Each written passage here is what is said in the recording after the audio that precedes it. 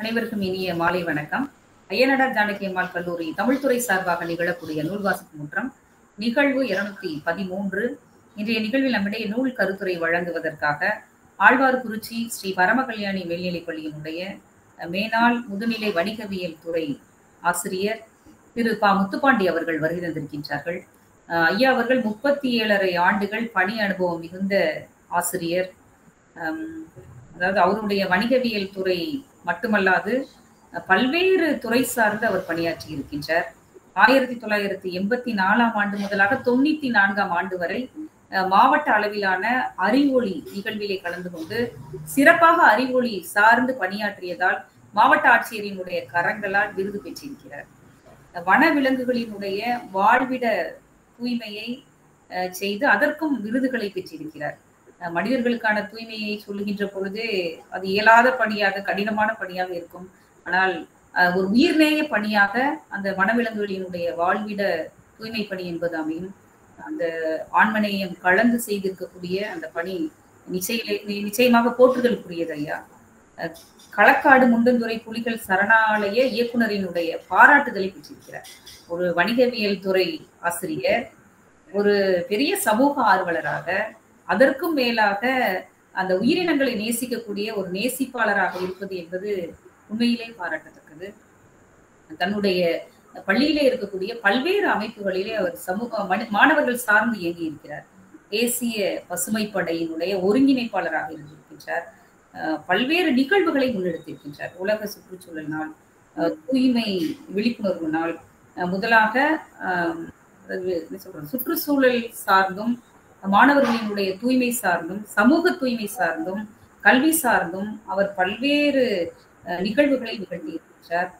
சிறந்த ஆசிரியருக்கான விருதினை பெற்றிருக்கின்றார். தமிழக கல்வி ஆராய்ச்சி வளர்ச்சி நிறுவனம் வழங்கி இருக்கக்கூடிய சிறந்த ஆசிரியருக்கான விருதையும் ஆசிரியர் செம்மல் விருதினையும் பெற்றிருக்கின்றார். திருக்குறள் சார்ந்து மிகுந்த ஆர்வமுடையவராக இருக்கிறார். ஆழ்வார்குறிச்சியில் இருக்கக்கூடிய திருவள்ளுவர் கழகத்தினுடைய செயலாளராக இன்றும் தொடர்ந்து திருக்குறளை முன்னெடுத்து வருகின்றார். திருக்குறளை விரும்பாதவர்கள் யாரும் இருக்க முடியாது. உலகமே கொண்டாடி கழிக்கக்கூடிய அந்த திருக்குறளுக்கு தொடர் பணி செய்வது என்பது அது ஒரு பெரிய வரம். அந்த வரம் பெற்றவராக ஆசிரியர் திரு ப. முத்துப்பாண்டி அவர்கள் இருக்கின்றார்கள். எனவே குறள் சார்ந்தும் குறள் முரசு விருது, மாமணி விருது போன்ற விருதுகளை எல்லாம் பெற்றிருக்கக்கூடிய சிறப்பாளராக இருக்கின்றார். கல்வி சார்ந்து 100க்கு 100% தந்ததால் மாவட்ட ஆட்சியரினுடைய கரங்களால் விருதினை பெற்றிருக்கின்றார். ஒரு ஆழ்வார்குறிச்சி என்பது சிவகாசி மாதிரி இருக்கும்னு நாங்க நினைக்கிறோம். அப்ப ஒரு பள்ளி மாணவர்களை வணிகவியல் துறை சார்ந்து படிக்க வைத்து அதில் அறிவை புகட்டி அவர்களை 100% தேர்ச்சி அடைய செய்வது என்பது ஒரு இமாலய சாதனை. அந்த சாதனையும் ஐயா அவர்கள் நிகழ்த்தி இருக்கின்றார்கள்.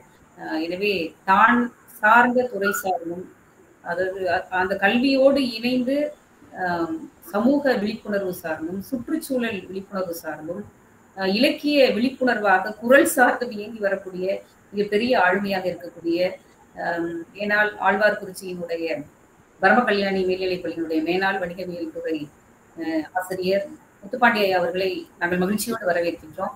அவர் தேர்ந்தெடுக்கக்கூடிய நூல் நீலநானா கோபிநாத் என்றாலே உலகமெல்லாம் அறியும் அந்த ஆளுமையினுடைய ப்ளீஸ் இந்த புத்தகத்தை வாங்காதீங்க என்ற நூலை தேர்ந்து வருகின்றார்.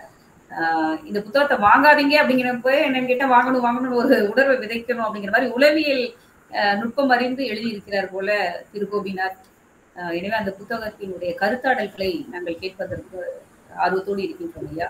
எங்கள் கல்லூரி சார்ந்தும் தமிழ்துறை சார்ந்தும் தங்களை மிகுந்த மகிழ்ச்சியோடு இந்த அவையில் அறிந்தும் செய்து விடைபெறுகிறேன். நன்றி, வணக்கம். நன்றிங்கம்மா.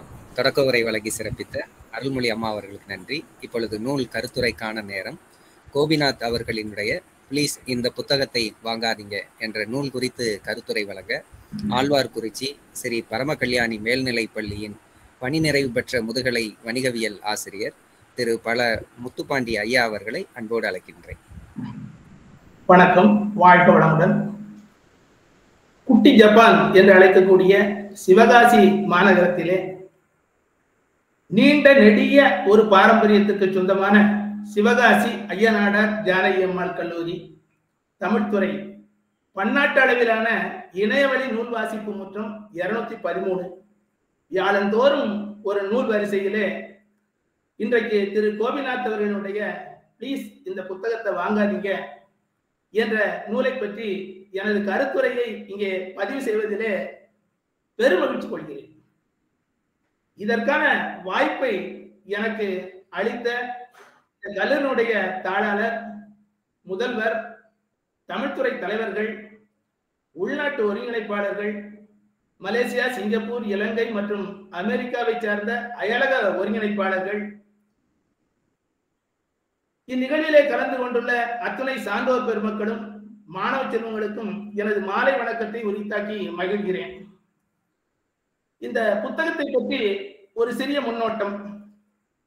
ஏற்கனவே அருள்மொழி அம்மா லேசா சொன்னாங்க. விஜய் தொலைக்காட்சியிலே நீயா நானா என்ற ஒரு நிகழ்ச்சி நீண்ட நெடிய காலமாக மிகச் சிறப்பாக நடந்து கொண்டிருக்கிறது. இதனை தொகுத்து வழங்க இந்த நிகழ்ச்சியை நடத்தி கொண்டிருக்கக்கூடிய திரு கோபிநாத் அவர்களுடைய 2வது வெளியீடு தான் இந்த புத்தகம். சுமார் 112 பக்கங்களை கொண்டு மிக நேர்த்தியாக சென்னையிலே உள்ள 6th சென்ஸ் பப்ளிகேஷன்ஸ் நிறுவனத்தால் வடிவமைக்கப்பட்டுள்ளது. இதன் முதல் பதிப்பு டிசம்பர் 2008.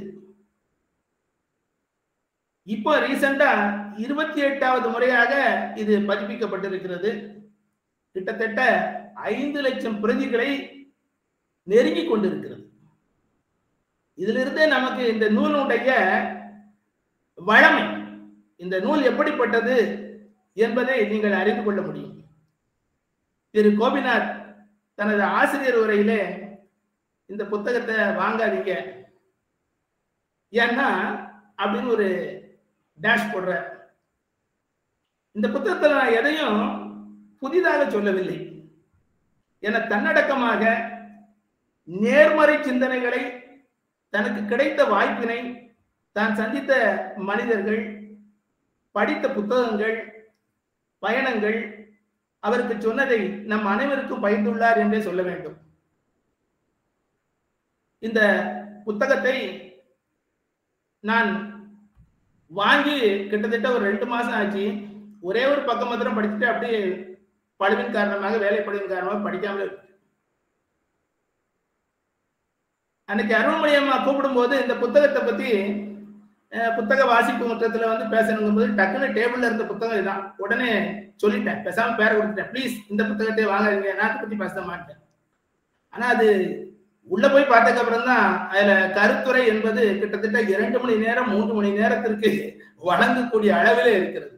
இவற்றையெல்லாம் மிகவும் சுருக்கி இங்கே மக்களுக்கு புரியக்கூடிய அளவிலே நேர்த்தியாக கொடுக்க வேண்டும் என்ற அடிப்படையிலே இந்த புத்தகத்தை நான் கொஞ்சம் ஆய்வு செய்துதான் இதை இங்கே வந்து சமர்ப்பிக்கிறேன். இந்த கருத்துரையை அறக்க பறக்க ஓடிக்கொண்டிருக்கக்கூடிய, அதாவது அறக்க பறக்க ஓடிக்கொண்டிருக்கும், அடுத்த நாள் என்ன செய்வது என்று தேடிக்கொண்டிருக்கும் சுமைகளை தோளில் இருந்து கலட்ட முடியாத நமக்கு நாம் சரியாக செல்கிறோமா, இலக்கை நோக்கி நாம் பயணித்துக் கொண்டிருக்கிறோமா என ஒரு மரத்தடியிலே உட்கார்ந்து இளைப்பாற வைக்கிறது இந்த புத்தகம் என்றால் அது மிக அல்ல.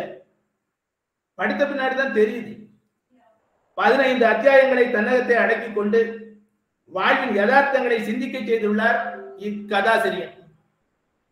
இனி புத்தகத்திற்குள் நேரடியாக வருகிறேன். இந்த புத்தகத்தை வந்து 15 அத்தியாயங்களாக பிரித்திருக்கிறார். ஆனால் அத்தியாயம் ஒவ்வொன்றுக்கும் அவர் தலைப்பு கொடுக்கவில்லை.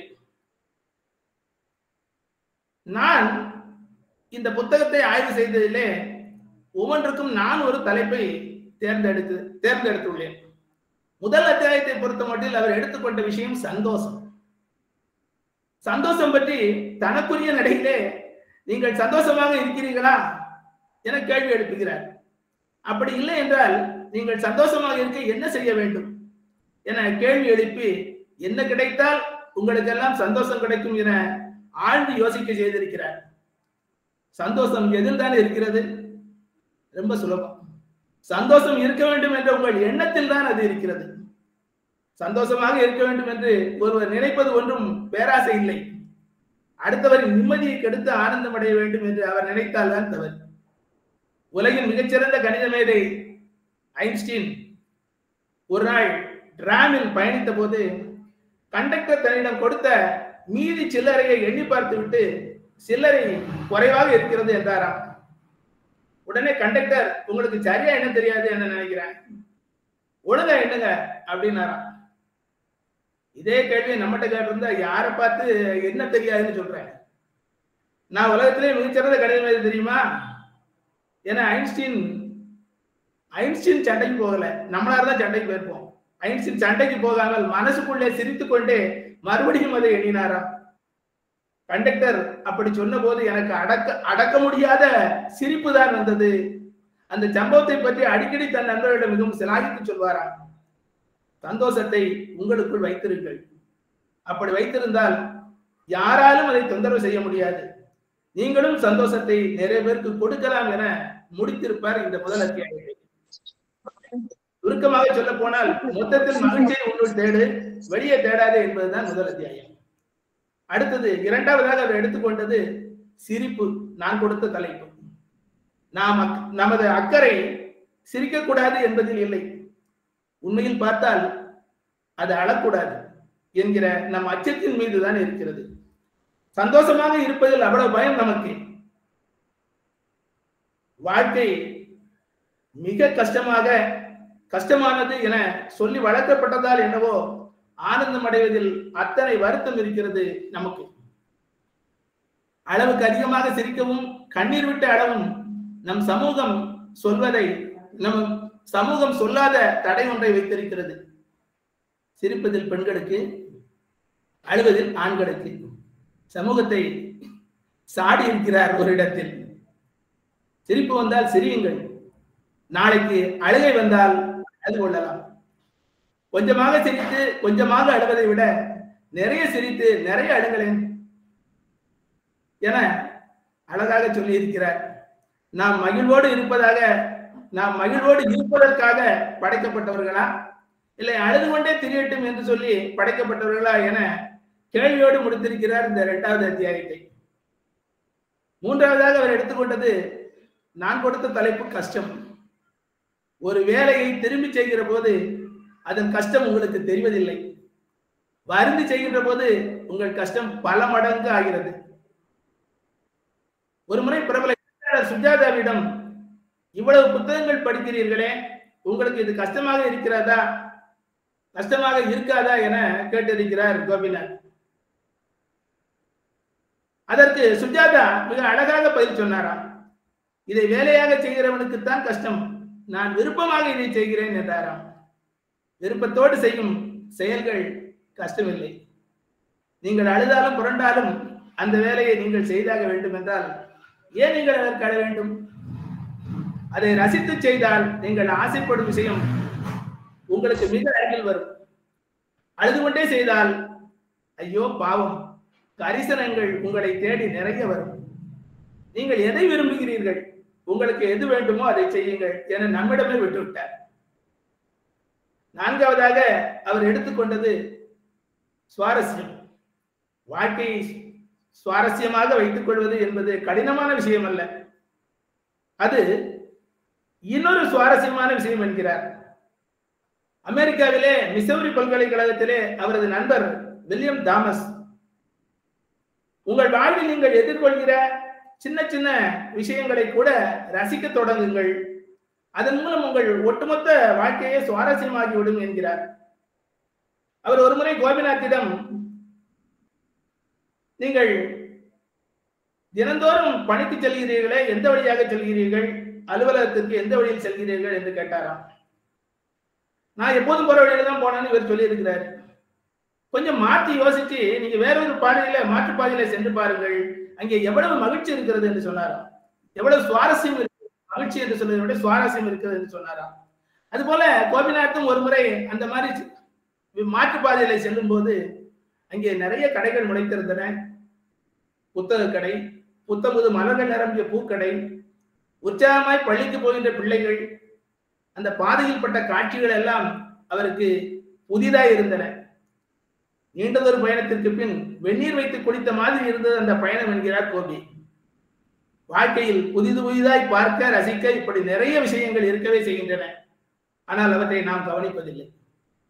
ஐந்தாவதாக அவர் எடுத்துக்கொண்டது தோல்வியை வெற்றியாக்கியது.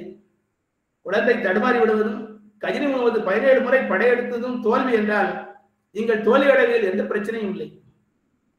ஒருமுறை கவிஞர் வைரமுத்துவிடம் வெற்றி தோல்வி இவை இரண்டையும் நீங்கள் எப்படி பார்க்கிறீர்கள் என கேட்டாராம் கோபி. அதற்கு அவர் எளிமையாகவும் தெளிவாகவும் விளக்கத்தை சொன்னாராம். வெற்றி என்பது தோல்வி என்பதும் உங்கள் பார்வைதான், எனக்கு அப்படி ஒன்றும் இல்லை. இரண்டுமே இருவேறு சம்பவங்கள். இந்த வாழ்க்கை சம்பவங்களால் ஆனது, அவ்வளவுதான் என்றாராம். புரிதல் இல்லாமல் உங்கள் தோல்வியை மட்டுமே விமர்சிப்பவர்களை பற்றி ஏன் நீங்கள் கவலைப்பட வேண்டும்? அவர்களுக்கு தோல்வி என்றால் என்ன என்றே தெரியாதே என ஆதங்கப்படுகிறார். இதில் ஆறாவதாக மனதின் உறுத்தல்களை எப்படி கையாள்வது என்பதற்கு தீர்வு தந்திருக்கிறார். மனசு என்னமோ மாதிரி இருக்கு, ஏன்னே தெரியல, really I am feeling down என சொல்லுவவர்களுக்கு உங்களுக்கு என்னமோ மாதிரி இருக்கு, என்ன காரணம் என்று உங்களுக்கு தெரியவில்லை என்றால் யார்தான் தீர்வு சொல்வது? நீங்கள் கவனிக்காமலும் கண்டுகொள்ளாமலும் விட்ட விஷயம் மெகா சைஸ் என்னமோ மாதிரி இருக்கு, அதுதான் உறுத்துகிறது. மனசு என்னமோ மாதிரி இருக்கிறது என்ற விஷயத்தை கையாள சில நடைமுறை சாத்திய வழிகளும் உண்டு. பிரச்சனைகளுக்குள் இருக்கிற சின்ன விஷயம் பெரிய விஷயம் எல்லாத்துக்கும் சம முக்கியத்துவம் கொடுத்து மலைத்து போய் உட்கார்வதை விட ஒவ்வொன்றாய் தனித்தனியாய் அவற்றை எடுத்துக்கொண்டு அதற்கான தீர்வுக்கான முயலுங்கள் என்கிறார் கோபி. அடுத்தது ஏழாவதாக சுய பாராட்டுதல், அதாவது செல்ஃப் அப்ரிசியேஷன் ஒவ்வொருக்கும் அவசியம் என்ற கருத்தை எடுத்துள்ளார், கையில் எடுத்துள்ளார். முதலில் நீங்கள் உங்களை கௌரவமாக பாருங்கள். முதல்ல உங்களை நீங்களே ஆராதியுங்கள். இந்த உலகமே உங்களை எப்படி பார்க்க வேண்டும் என்பதன் முதல் பள்ளி உங்களிடம் இருந்துதான் தொடங்குகிறது என்கிறார். உங்களை அடுத்தவர் ரசிக்க வேண்டும், கவனிக்க வேண்டும். உங்கள் சிறப்பியல்புகளை உங்கள் தனித்துவங்களை அடையாளம் கண்டு பாராட்ட வேண்டும் என்று நீங்கள் ஆசைப்படுவது உண்மை என்றால் அதை உங்களில் இருந்து நீங்கள் தானே தொடங்க வேண்டும். உங்களை நீங்கள் ரசித்து பார்த்தது உண்டா? எனக்கு நம்மளை ரசித்தது உண்டா? உங்களை நீங்கள் தரம் தாழ்த்திக் கொள்ளாதீர்கள் என்கிறார். உங்கள் அகம் புறம் இரண்டையும் அணு அணுவாக ரசியுங்கள். உங்களை நீங்களே காதலியுங்கள். உங்களை நீங்கள் கௌரவமாக பாருங்கள், ஆராதியுங்கள் என்று இந்த அத்தியாயத்தை முடிக்கிறார். எட்டாவதாக நான் கொடுத்த தலைப்பு கொள்கை. உங்களுக்கென்று கருத்துக்களை வைத்துக் கொள்வதிலே குறையொன்றும் இல்லை. வம்படியாக எந்த சூழலிலும் அதை விட்டுக் கொடுக்க மாட்டேன் என்று சொன்னால் உங்களை விட்டு எல்லோரும் போய்விடுவார்கள். கொள்கையை நீங்கள் ஆடுவதற்கு பதிலாக அது உங்களை ஆட்சி செய்து கொண்டிருக்கிறதே, அதை நீங்கள் புரிந்து கொள்ளவில்லையா? ஏன்னா இன்னைக்கு கொள்கைகள் எல்லாம் நம்ம இன்றைய காலகட்டத்தில் நம்ம செயல்படுத்துவதற்கு முடியாத காரியம். அதுக்கு ஒரு எக்ஸாம்பிள் நம்ம கூட சொல்லலாம். நெல்லையில ஒரு மணமகன் இருக்கிறான், பெண் சென்னையில இருக்கிறாள். திருமணமோ மைசூர்ல நடக்குது. இப்ப இந்த மாதிரி ஒரு சூழல்ல அன்றைக்கெல்லாம் பாத்தீங்கன்னா கல்யாணம் முடிஞ்சுன்னா மறுவீடு என்று ஒரு சடங்கு உண்டு. அன்னைக்கே பண்ணணும். எங்க ஏரியாலாம் அப்படிதான் பண்ணுவாங்க, திருநெல்வேலி தென்காசி எல்லாம். இப்ப அதெல்லாம் சாத்தியமாகாம இந்த மாதிரி மணமகன் திருநெல்வேலி, மணமகள் சென்னை, கல்யாணம் மைசூர்னா நடக்குமா? அதனால இந்த கொள்கையை பொறுத்த மட்டிலே அன்பை கொடுப்பதும் பெறுவதும் ஒரு ஆத்மார்த்தமான அனுபவம். அதைத்தான் நாம் கொண்டிருக்க வேண்டும். உயிரே போனாலும் என் கொள்கையை விட்டு தர மாட்டேன் என்று நீங்கள் சண்டை போட்டால் அதற்கு பெயர் கொள்கை அல்ல, மனோவியாதி என்று குறிப்பிடுகிறார். அடுத்தது 9வதாக அவர் எடுத்துக்கொண்டது அன்பு. அன்பு காட்டுவது உங்கள் மனதை லேசாக்குகிறது, இறுக்கத்தை தளர்த்துகிறது. மனைவிக்கு ஒரு வேளை தலைவலி என்றால் மாத்திரை வாங்கி கொடுத்தீர்களே, இப்ப எப்படி இருக்கேன், நான் வேணும்னா தைலம் தைச்சு விடட்டுமா என்று கேட்டீர்களா? கேட்டிருந்தால் அந்த மருந்துக்கு தேவை இருந்திருக்காது. யாரோ யாருக்கோ வெளிப்படுத்துகிற அன்பு உங்களை சந்தோஷப்படுத்தும் என்றால் நீங்கள் அன்பா இருப்பதும் நம்மிடம் அடுத்தவர் அன்புடன் நடந்து கொள்வதும் எவ்வளவு அலாதியான விஷயம். அன்பு திரும்ப கிடைக்கும் என்று உறுதியாக தெரிந்தால்தான் அன்பு செலுத்த வேண்டும் என்று நீங்கள் சொன்னால் அது வியாபாரம். அந்த அன்பு முழுமையாக இருக்காது. அதற்கு அவர் அருமையான தன் வாழ்க்கையில் நடந்த ஒரு விஷயத்தை நம்மகிட்ட பகிர்ந்தார். தினந்தோறும் அலுவலகத்துக்கு போகும்போது ஒரு கடையில டீ சாப்பிட்டு போறோம், டீ கடையில இவர் போய் உட்கார்ந்த உடனே ஒரு நாய் வந்து வாலாட்டுமா. அந்த நாய்க்கு 2 பிஸ்கெட்டை போட்டு உடனே அது வாலாட்டுறது நிப்பாட்டு அப்படியே இருக்கு. அடுத்தால வேற யாரும் வந்தாங்கன்னா அவர் பின்னாடி போய் வாலாட்டுமா அந்த நாய். இவருக்கு ஒரு இது, நம்ம தான் பிஸ்கெட் வாங்கி கொடுத்துட்டோம்னா அடுத்தவன்கிட்ட போய் எதுக்கு வாலாட்டுது, நம்மகிட்டலாம் இது அன்பு செலுத்தணும் அப்படின்னு மனசுக்குள்ள ஒரு இது. இந்த அற்பமான ஒரு நாய் வந்து இந்த மாதிரி செய்தான்னு சொல்லி போயிடுவாரா. எல்லா நாளைக்கு இப்ப அது வந்து வாலாட்டு, சில நாளைக்கு வாலாட்டாது. அவருக்கு அந்த நாய் மேல ஒரு சின்ன கோபம், எல்லாத்தையும் வாலாட்டுது, நம்மகிட்ட மட்டும்தான் இருக்கணும் அப்படிங்கிறது ஒரு இது, ஒரு எண்ணம். ஒரு முறை அவரு இரவு வேலையை முடித்து விட்டு 11 மணிக்கு வந்து டீ கடையில டீ சாப்பிட்டு இருக்கிறாரு. டீ சாப்பிட்டுட்டு போற வழியில கொஞ்சம் மணலோ கல்லோ கொட்டி கிடந்திருக்கு. பைக்ல போகும்போது தடுமாறி ஒரு 50 மீட்டர் டீ கடையில இருந்து விழுந்துருது. பைக் இவர் மேல விழுந்து கிடக்கு, தூக்குவதற்கு ஆள் இல்லை. எங்கிருந்தோ ஓடி வந்தது ஒரு நாய், வந்து குறைக்கிறது. பார்த்தால் இவர் எப்பவோ பிஸ்கட் போட்ட அந்த நாய் அங்கெங்கும் சுத்தி சுத்தி குறைக்கிறது, யாருமே இல்லை. உடனே டீ கடையில போய் டீ கடை வாசல் நின்று குறைத்ததாம். அந்த டீ கடைக்காரர் வெளியில வந்து பார்த்தா இவங்க கொஞ்சம் தள்ளி தூரத்துல விழுந்து கிடக்குறது தெரியுது. அவர் வந்து பிறகு ஹெல்ப் பண்றாரு. திரும்ப வந்த அன்னைக்கு வந்து அந்த டீ கடையில வந்து கொஞ்சம் தண்ணியை குடிச்சிட்டு ஆசுவாசப்படுத்தி கொண்டு அந்த நாய்க்கு 2 பிஸ்கெட்டை போடுறாரு. இப்போது அந்த நாய் அந்த பிஸ்கெட்டை தொடவில்லை, அப்படியே வாலாட்டி கொண்டு போய்விட்டதாம். அதாவது ஒருவர் அன்பு செலுத்தும் போது திரும்பவும் அந்த அன்பு கிடைக்கும்னு சொல்லி அந்த அன்புக்காக நம்ம இது பண்ணணும். அதைத்தான் அவர் இங்க சொல்றாரு. இந்த நாயுடைய உதாரணம். அதுக்கப்புறம் இந்த டீ கடைக்காரர் சொன்னாரா, ஐயா இந்த நாய் வந்து பசியால இது பண்ணிக்கிட்டு இருந்தது, நீங்க விழுந்த உடனே இங்க வந்து அந்த மாதிரி குறைச்சி அதனுடைய நன்றியை காட்டியது. இந்த செயல் வந்து கோபிநாத்துக்கு மனசுக்குள்ள ரொம்ப வலிச்சுதான். அன்பை கொடுப்பதும் பெறுவதும் ஒரு அதாவது ஆத்மார்த்தமான ஒரு அனுபவம், ஆத்மார்த்தமான ஒரு அனுபவம். இரும்பு மனிதர் என்ற உப்பு பெறாத ஒரு பட்டத்துக்காக அந்த அனுபவத்தை அடகு வைத்து விடாதீர்கள். உங்களிடம் அன்பு செய்ய இந்த உலகமே காத்திருக்கிறது என்ற அன்பை பற்றி மிக அருமையாக தனது அந்த புத்தகத்திலே குறிப்பிட்டிருக்கிறார். 10வதாக ஏழ்மை. நீங்கள் ஏழையாய் இருந்தால் உங்கள் மனதும் ஏழையை போலவே சிந்திக்க வேண்டுமா? கேள்வி எழுப்புகிறார் கோபிநாத். நீங்கள் எதை சிந்திக்கிறீர்களோ அதைத்தான் பெறுகிறீர்கள். நீங்கள் எதை ஈர்க்கிறீர்களோ அதுதான் உங்களுக்கு கிடைக்கிறது. உலகின் மிகப்பெரிய பணக்காரர்கள் எல்லாம் நம்ப முடியாத அளவுக்கு வறுமையான நிலையிலிருந்து மிகப்பெரிய மனிதர்களானவர்கள் தான். மனதை பணக்காரராக வைத்துக் கொள்ள வேண்டும் என்பது வெறும் பணம் சார்ந்த விஷயம் மட்டுமல்ல என்கிறார். உயர்வாகவும் எண்ணங்களில் ஏழ்மை இல்லாமலும் மனதை வைத்துக் கொள்வது.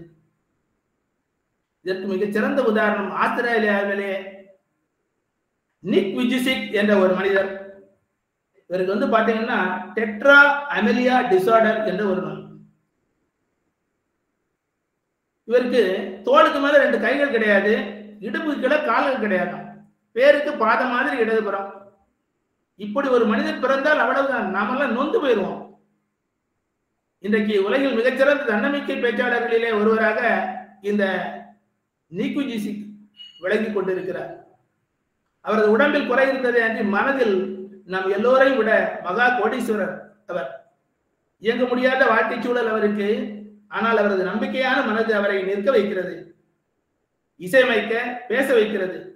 1000 பேருக்கு நம்பிக்கை தரக்கூடிய ஒரு நட்சத்திரமாக அவர் விளங்கிக் கொண்டிருக்கிறார்.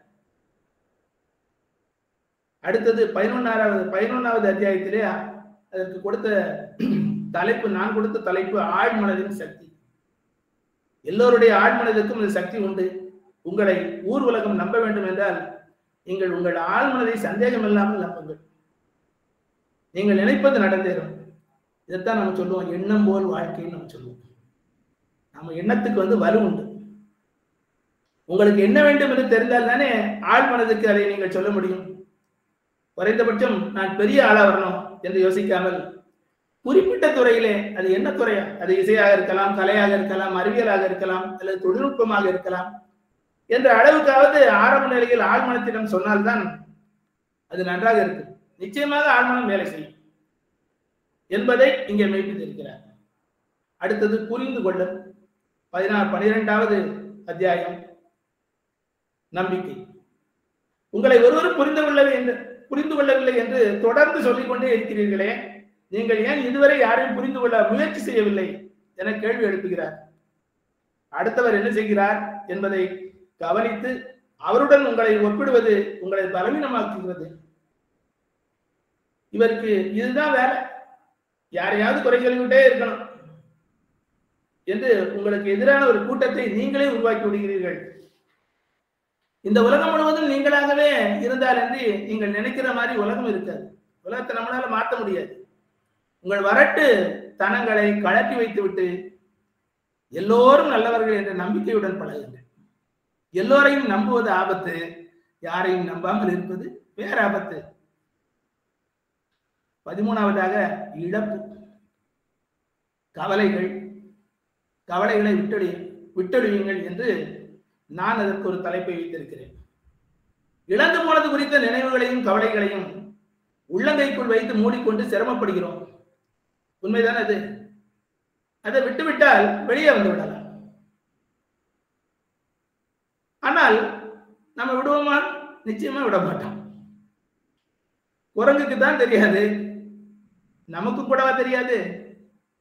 இழந்ததை பற்றி கவலைப்படுவதை விட்டு இருப்பதை கவனிக்க துவங்கினாலே நீங்கள் பழைய நிலைக்கு செல்லும் பாதையின் முதல் படியை தொட்டுவிட்டீர்கள் என்றுதான் அர்த்தம். உங்களின் உண்மையான நண்பர்களையும் உறவுகளையும் உங்கள் வீழ்ச்சி அடையாளம் காட்டியிருக்கிறதே, அதற்காக சந்தோஷப்படுங்கள்.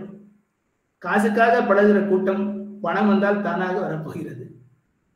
அதற்கு ஒரு அருமையான ஒரு உதாரணத்தை சொல்லியிருந்தார். எல்லோரும் இந்த புத்தகத்தில் இருக்கக்கூடிய நிறைய விஷயங்கள் மிக அருமையான விஷயங்கள், ஒரு பொக்கிஷம் என்றே இந்த புத்தகத்தை நான் சொல்றேன். லேட்டா படித்தேன். அது சிவகாசி ஐயனார் ஜானகி அம்மாவுடைய தமிழ் துறையால் இந்த புத்தகத்தை நான் படித்தேன். அமெரிக்காவிலே கர்னல் சாண்டர்ஸ் என்ற ஒரு மனிதர் இருந்தார். அவருக்கு 65 வயது. அவர் ஓய்வு பெற்ற பிறகு 65 வயது தாத்தா அப்படின்னு நம்ம சொல்லணும். ஓய்வுக்கு பின் அவரிடம் இருந்தது ஒரே ஒரு உடைந்த காரும் அம்மாவுடைய ரெசிபி புத்தகம் கையில வைத்திருந்தார். ரொம்ப கஷ்டப்பட்டு கொண்டு இருந்தவர் வேலைக்காக போற 60 வயசுல யாரும் வேலை தரல. அவர் ராணுவத்தில் இருந்த போது அவருக்கு நிறைய மரியாதைகள் இருந்தது. ஆனால் ரிட்டையர்ட் ஆனதுக்கு அப்புறம் எப்போதுமே நிறைய பேருக்கு மரியாதை இருக்காது. உணவு தயாரிக்கக்கூடிய நிலையங்களில் சென்று அம்மாவுடைய ரெசிபியை காட்டுகிறார். அங்கெல்லாம் கதவுகள் அடைக்கப்படுகின்றன. ஓயா கிழவா என வெளியே தள்ளப்படுகிறார். கொஞ்சம் யோசிக்கிறார் அந்த மனிதர். அம்மாவுடைய ரெசிபியை நம் கையில் இருக்கக்கூடிய அந்த பென்ஷன் பணத்தை வச்சு ஒரு சின்ன ஒரு கடையை போடலாமே நினைத்தார். அதனுடைய விளைவு அவருடைய எண்ணம். இன்றைக்கு நீங்கள் எல்லாம் KFC என்று ஒரு உணவு கடையை பார்க்கிறீர்கள். ஒரு சின்ன தாத்தா ஒரு தாடி வச்சுக்கிட்டு அழகா ஒரு போட்டு இருக்கக்கூடிய கடையை நீங்க பார்த்துருக்கீங்க. உலகம் முழுக்க இன்னைக்கு பிரபலமாக இருக்கக்கூடிய அந்த கெண்டகி ஃப்ரைடு சிக்கன் நிறுவனத்தினுடைய தலைவர் யார் என்றால் இந்த கர்னல் சாண்டர்ஸ் என்று இழப்பை பற்றி கவலைப்படாமல் இழப்பை விட்டொழித்து விட்டு அடுத்த காரியத்திற்கு சென்றிருக்கிறார். அதனால் இன்றைக்கு அவர் உலகம் போற்றக்கூடிய ஒரு கடையை மிகப்பெரிய பணக்காரராக மாறிவிட்டார். 14வதாக அவர் எடுத்துக்கொண்டது கவனம். மூட்டை சுமக்கிறவனுடைய கவனம் எங்கே இருக்கும் என்றால், மூட்டையின் எடை மீது இருந்தால் இமயமலை கூட இடுப்பில் கட்டிக்கொண்டு திரிவது போல இருக்கும். அதே சமயம் வாங்க போகிற கூலி மீது அந்த கவனம் இருந்தால் இன்னும் எத்தனை மூட்டை தூக்கலாம் என்ற எண்ணம் தான் மேலோங்கி இருக்கும். கஷ்டம் கஷ்டம் கஷ்டம் என ஒதுக்கிக்கொண்டே போயிருந்தால் இந்த உலகில எந்த அருமையான படைப்புமே இருந்திருக்காது. தாமஸ் ஆல்வா எடிசன் நினைத்திருந்தால் அன்றைக்கு கஷ்டம் நினைச்சு தூர போட்டிருந்தாருன்னா இன்னைக்கு நம்ம இந்த விண்ணொலியை பார்த்திருக்க முடியாது. கடைசியாக 15வது அத்தியாயம் உங்கள் முன்னேற்றம். இது நேர்மறை எண்ணங்கள். இந்த புத்தகத்துக்கு முதல்ல அவர் கொடுத்தது எதிர்மறையான ஒரு தலைப்பு. ஆனால் கடைசியாக முடிக்கும் போது நேர்மறை. எல்லாமே இதுல இருக்கக்கூடிய விஷயங்கள் எல்லாமே நேர்மறை என்னை பொறுத்த மட்டிலே. உங்கள் முன்னேற்றம் என்பது உங்கள் கையில் மட்டுமல்ல, உங்களை சுற்றி இருப்பவர்கள் எப்படிப்பட்டவர்கள் என்பதை பொறுத்தும் அது தீர்மானிக்கிறது என்று சொல்கிறார் ஆண்ட்ரூ ஜான். உண்மைதான்.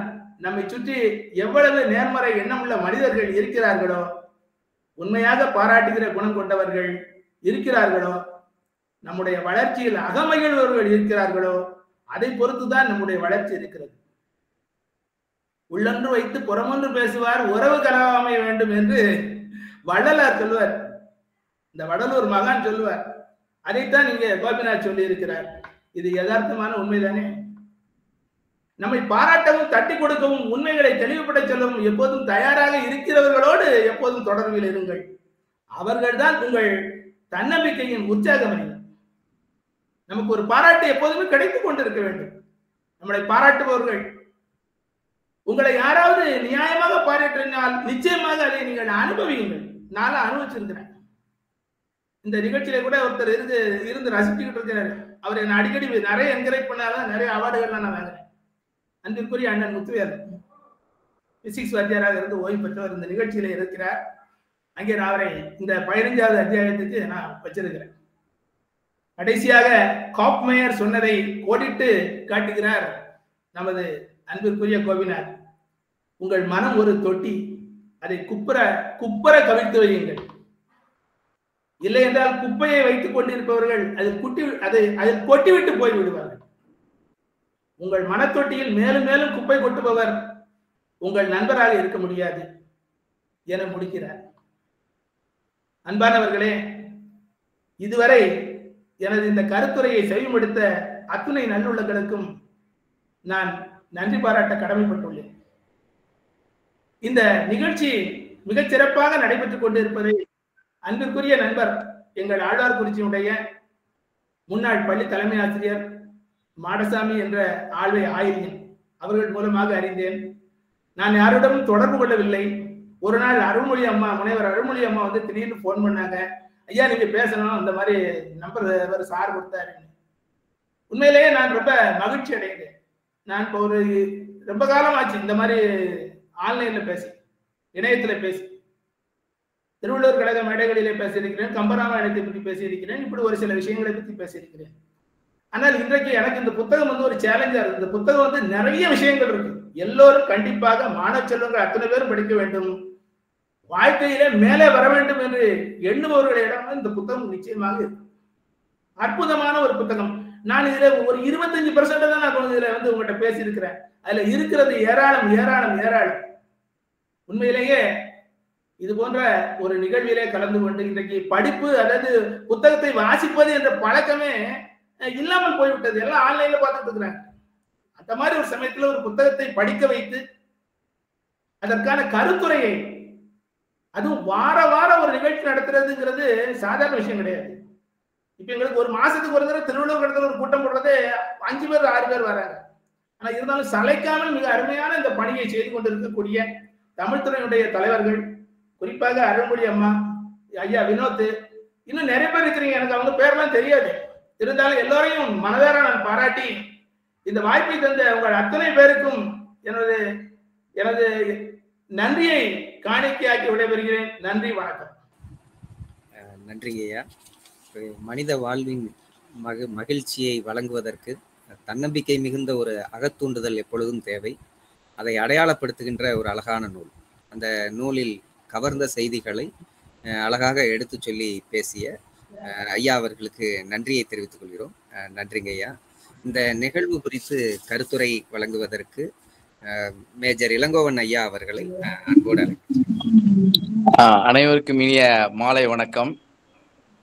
சிவகாசி ஐயனாடார் ஜானகியம்மாள்களினுடைய தமிழ்துறை ஏற்பாடு செய்திருக்கிற இந்த நூல் வாசிப்பு முற்றத்தினுடைய 200 தாண்டிய இந்த கருத்தரங்கிலே ஆழ்வார்குறிச்சி பரமகல்யாணி பள்ளியினுடைய வணிகவியல் ஆசிரியர் திரு முத்துப்பாண்டி அவர்கள் பல அரிய முத்துக்களை ஒன்று சேர்த்து கோர்த்து மாலையாக வழங்கிய இந்த தயவு செய்து ப்ளீஸ் இந்த புத்தகத்தை வாங்காதீங்க என்ற ஒரு வித்தியாசமான தலைப்பிலே பல நேர்மறை எண்ணங்களை, உற்சாகம் கொப்பளிக்கும் கட்டுரைகளை தொகுத்து வழங்கி இருக்கிறார்.